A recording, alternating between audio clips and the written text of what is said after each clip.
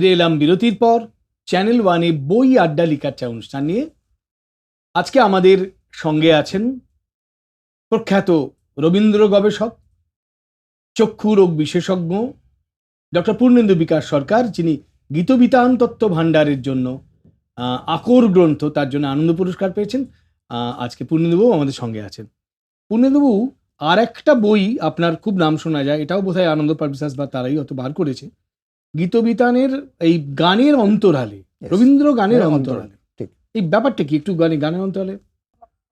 আসলে এটা একটা বই। আমরা রবীন্দ্রনাথের গানের ব্যাকগ্রাউন্ড জানতে আমরা অনেকেই খুব আগ্রহ বোধ করি। ধরুন একটা গান যখন বাজছে, যেমন আমি চিনি গো চিনি তোমারে, অথবা লিখন তোমার ধুলায় হয়েছে ধুলি, যখন পড়ি তো মনে হয় যে গানটা কবে লেখা হলো, এর সুরটা কে দিল, আচ্ছা গানের এই যে সুন্দর একটা বাণী রবীন্দ্রনাথ মনে কি করে এলো, কখন লিখলেন, তা পারিপার্শ্বিক তো কি ঘটনা ঘটেছিল, এসব আমাদের মাঝে মাঝে অনেকের মাথায় আসে। তখন আমরা নানা বই ঘাঁটি, যে তথ্য সংগ্রহ করি, অনেক বই আমরা পড়েছি, আমরা সকলে পড়েছি।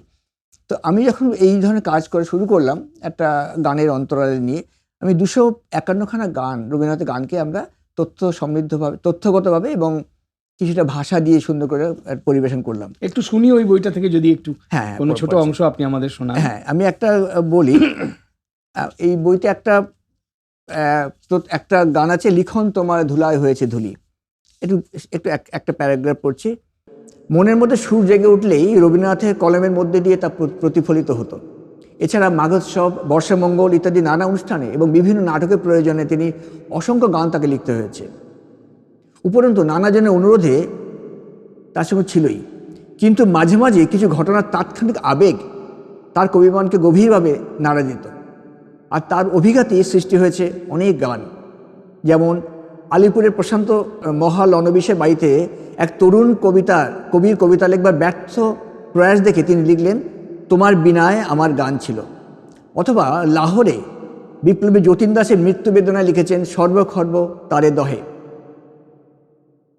এমনি যে কোনো ঘটনার অভিঘাতে তিনি গানগুলো লিখেছেন। তেমনি একটি গান হচ্ছে, লিখন তোমার ধুলায় হয়েছে ধুলি। গ্রীষ্মের শুকনো হাওয়ায় লাল কাকড়ের রাস্তার উপর দিয়ে ফরফর করে উড়ে চলা একটা ছোট চিঠির টুকরো দেখে কবির মনের মধ্যে যে ছবি ভেসে উঠেছিল, তারই আভাসে সৃষ্টি হয়েছে লিখন তোমার ধুলায় হয়েছে ধুলি। এইটি রচনার পটভূমি বর্ণনা করে রানী মহলানবিশ লিখেছেন, যখন গানটা কবির মুখে প্রথম শুনলাম, সেখান থেকে বললেন, জানো এই গানটা লেখা হলো কেমন করে? চাতালে বসেছিলাম, দেখলাম গ্রীষ্মের শুকনো হাওয়ায় লাল কাঁকড়ের উপর দিয়ে ফরফর করে একটা ছেঁড়া কাগজের টুকরো ভেসে চলেছে, ব্যাস ওইটুকুই। কেমন যেন মনের মধ্যে একটা ছবি তৈরি হয়ে গেল। একদিন চিঠির কথা আদর ছিল, আজ তা অনাদরের পথের ধুলার উপরে পড়ে রয়েছে। ছবিটাতে মন উদাস হলো বলেই সঙ্গে সঙ্গে গানটিতে তৈরি করলেন, লিখন তোমার ধুলায় হয়েছে ধুলি। বাহ!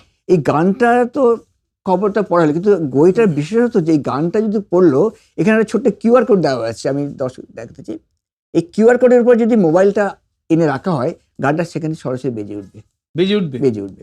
মানে এই গানটা সম্পর্কে একটা মানে গদ্য রচনাটা শেষ হলো, তার নিচে একটা কিউআর কোড, ওখানে সেখানে মোবাইলটা ঠেকানো হলে সঙ্গে সঙ্গে আপনি গানটা বাজবে। এই গানটা বাজবে করতে ইউটিউব না ইউটিউবে বাজবে, এটা ক্লাউড থেকে বাজবে। যতদিন মানুষ বেঁচে থাকবে, যতদিন ক্লাউড থাকবে, এই গানটা নষ্ট হবে না, এই গানটা থাকবে। কত ধরনের বই আড্ডা লিখার চাই আমরা আলোচনা করি, নানা ধরনের, আর সত্যি সত্যি কত ধরনের বই, বিশেষ করে ডক্টর পূর্ণেন্দু বিকাশ সরকারের মতো বিজ্ঞান মনস্ক মানুষ যখন এই ধরনের কাজে হাত দেন, আমরা বুঝতে পারি কেন শঙ্খবাবু আপনার এই গবেষণাগুলি দেখে বইয়ের মধ্যে বিজ্ঞান উত্তেজিত ছিলেন। বইয়ের মধ্যে বিজ্ঞান বলা যায়। বাহ, এটা খুবই ভালো। সত্যি তো রবীন্দ্রনাথ নানাভাবে আমাদের প্রযুক্তির নানা অবলম্বন নিয়ে আমরা তাকে আঁকড়ে থাকবো। তাকে আসলে আমাদের না রবীন্দ্রনাথ নিয়ে যত আমরা আলোচনা করি, যত আলোচনা হয়, সব দেখবেন গান কবিতা নিতে হয়। কিন্তু রবীন্দ্রনাথের যে অন্য দিকগুলো, রবীন্দ্রনাথ যেমন ধরুন, রবীন্দ্রনাথের যে জীবনের যে দুঃখত দিনগুলো, তার অসংখ্য প্রবন্ধ, সে নিয়ে আলোচনা কম হয়। সুতরাং সেগুলোকে আমার ইচ্ছা আছে এইভাবে কিউআর কোডের মাধ্যমে যদি কোনোভাবে এটাকে প্রডিউস করা যায়, যাতে লোকের মধ্যে উৎসাহ আগ্রহ সৃষ্টি হয়, লোকে যাতে শুনতে পারে। শুনবে তো বটে, শুনে এমনভাবে শুনবে যেন আগ্রহ তৈরি, রবীন্দ্রনাথের প্রবন্ধ নিয়ে একটা আগ্রহ তৈরি হলো, বা কোনো একটা বিশেষ লেখা নিয়ে আগ্রহ তৈরি হলো, এরকম আর এখন তো অডিও বুকের যুগ Audio শুরু book, হয়েছে প্রায়। সেই অডিওতে যদি শোনা যায় সেটা খুব ভালো, কিউআর কোডের খুব ভালো। মাধ্যমে তো খুব ভালো। লোকে তো পড়বার সময় কম না, এত ব্যস্ত মানুষ। যাতায়াতের পথে গাড়িতে যাতা- যেতে শুনতে হ্যাঁ, পারে এটাই তারা। ঠিক, এটাই ঠিক। আপনি মানে সেটা আগামী দিনে কি আর কি মানে কোন কাজের সেটা ভাবনা আমার ভেবেছেন? ভাবনা তো মাথার মধ্যে অনেক আছে, বুঝতে পারছেন, আমার ক্রিয়েটিভ মানুষ। কিন্তু যেটা আমি একটু সঙ্গে বলে রাখি, দর্শকরা হয়তো উৎসাহ বোধ করবেন। আমরা তো গান শুনে এখন ইউটিউবে বা ধরুন ডিজিটাল প্ল্যাটফর্মে নানা রকম 6-7টা বা 8-10টা প্ল্যাটফর্ম আছে। তো একটা কোনো গান শুনতে হলে আগে আমরা কি করতাম, আমরা অ্যালবামটা প্লেয়ারে দিয়ে গান শুনতাম। এখন গান শুনতে হলে আমার একবার তো ভরসা হচ্ছে সেই ইউটিউব বা ওই রকমের ডিজিটাল। আমি এমন একটা কিছু ভেবেছি যাতে করে আগের মতো সেই ফ্লেভার চলে আসবে। আমার ঘরে অ্যালবাম থাকবে, আমি অ্যালবাম থেকে গান শুনবো, আমাকে ইউটিউবে ডিপেন্ড করতে হবে না। গাড়িতে যাচ্ছি, হঠাৎ করে হেমন্ত একটা সিডি একটা অ্যালবাম শুনতে হলো, জাস্ট শুনে নেবো। সেটা কিভাবে? সেটা তো 16 তারিখে, মানে সেটা এখন বলবেন না। 16ই মার্চ বিকাল 4টা-6টার সময় বাংলা একাডেমিতে আমি প্রেস রিলিজে এই কথাটা আমার টেকনোলজি জানাবো। আপনি প্রেস রিলিজে জানাবেন। একদম রেডি খুব টু। উত্তেজিত হয়ে রইলাম। এটাও একটা বিরাট ঘোষণা এটা আমাদের বিরাট অনুষ্ঠানে ঘোষণা। আছে। আমার মনে হয় যদি আগামী 16ই মার্চ হ্যাঁ। বাংলা একাডেমিতে বিকেল 6টায় 6টা সময় সবার জন্য বলবেন, সবার প্রেস জন্য। রিলিজ প্রেস করবেন। রিলিজ। এই আমাদের মোটামুটি 8 ঘন্টা ছোট প্রোগ্রাম হবে। I want to just demonstrate what I am thinking.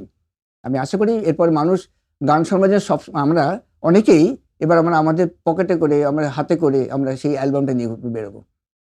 আচ্ছা, সেটা ছোট একটা পেন ড্রাইভের আকারে দেখা আপনাদের যায় কি বলছেন। হচ্ছে কিছু। সেটা এখন উনি বলবেন না। কিছু বলবো না। 16ই মার্চ এটা বিকাল জানা যাবে। 4টায়। এটা খুবই আনন্দের কথা। এটা ভালো না, কথা। তার অবলম্বনও কি আপনার এই শুরুটা করছেন রবীন্দ্রনাথকে দিয়ে? না না, ওগুলো রবীন্দ্রনাথ নেই। সবকিছু সব আপনি হিন্দি, বাংলা, ইংরেজি যা করবেন, রবীন্দ্রনাথ টাচ নেই। I want to show the technology, কিছু না। একটা টেকনোলজিকে কি করে আমরা আমাদের দৈনন্দিন জীবনে ইউজ করতে পারি সেটুকু বলা। আচ্ছা, আপনি চক্ষু রোগ বিশেষজ্ঞ, আপনি এই টেকনোলজি যে কম্পিউটার এই যে ওরিয়েন্টেড ব্যাপার টেক স্যাভি হয়ে উঠলেন কি করে? আমি প্রথম কম্পিউটার কিনেছি 1991 সালে। এর অনেকে তো জন্মেনি। 286 মডেল, তার র্যাম ছিল হাফ এমবি র্যাম। আমার ফ্লপিতে কাজ, আপনি বোধহয় আমি কখনো আমি ক্লিনিক দিয়েছেন, আমার চেম্বারে সেই সময় সফটওয়্যার তৈরি করেছিলাম যার নাম সফট অফ বলে। আমি আজ পর্যন্ত যত পেশেন্ট দেখেছি সমস্ত ডেটাবেস কম্পিউটার রয়েছে। একটা ফক্স ফোতে সফটওয়্যার তৈরি করেছিলাম আমি আমার শালা, এবং যত পেশেন্ট বোধহয় 2.5 লাখ ডেটা মানে পেশেন্ট, তার প্রায় 5 লাখ রেকর্ড আমার কম্পিউটার রয়েছে। এই ফলে ওই কম্পিউটার কিনেছিলাম, তার রেস চলছে এবং সেই যে টেকনিক্যাল নো হাউ সেটা আপনি কাজে সেটা লাগাচ্ছেন এখন কাজ রবীন্দ্রনাথের সংরক্ষণে সংরক্ষণ এবং বাংলা সাংস্কৃতিক সংরক্ষণে। এটা আমাদের খুব আনন্দের কথা। আচ্ছা, এরকমই আকর্ষণীয় আরো অনেক কথা বাকি রয়ে গেছে। আমরা ফিরে আসছি একটা ছোট্ট বিরতির পরে। কেউ যাবেন না। আজকে আমাদের সঙ্গে রয়েছেন ডক্টর পূর্ণেন্দু বিকাশ সরকার। ফিরছি বিরতির পরে।